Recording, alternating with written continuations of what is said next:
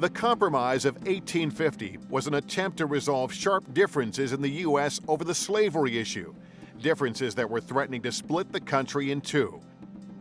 Southerners insisted that slavery be legal in the territory won during the recent Mexican-American War.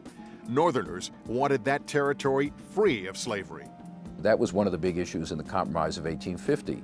New territory had been acquired from Mexico during the Mexican War.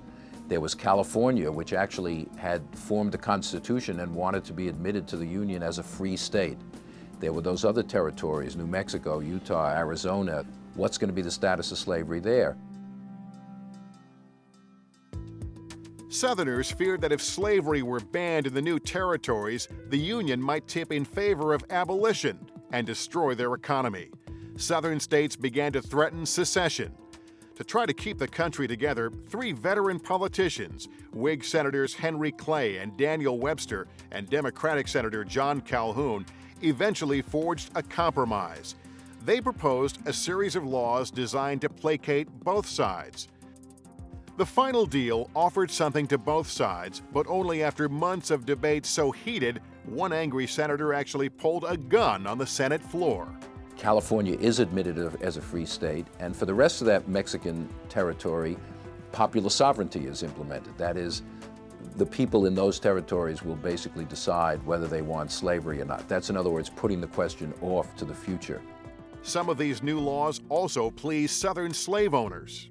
There's a new Fugitive Slave Law, much tougher than in the past, to try to use the power of the federal government to capture and return slaves who managed to make it to the North. It therefore means that states like Massachusetts, states like Pennsylvania, states like, to some extent, Connecticut and a few others, that had actually begun to develop a fairly healthy abolitionist tradition, were now being forced by the government to implicate themselves in the process of actually capturing human beings and returning them. It meant that their courts would actually be involved, their citizens would be involved, the sheriff would be involved. The government clearly aligned itself with the slaveholders in this regard, and it demonstrated that slavery was centrally part of American society and politics. It's not just a sectional institution, it has a very national basis. Politicians hailed the Compromise of 1850 as a great triumph of statesmanship, one that would settle tensions over slavery once and for all. But the Compromise only postponed conflict for a few years.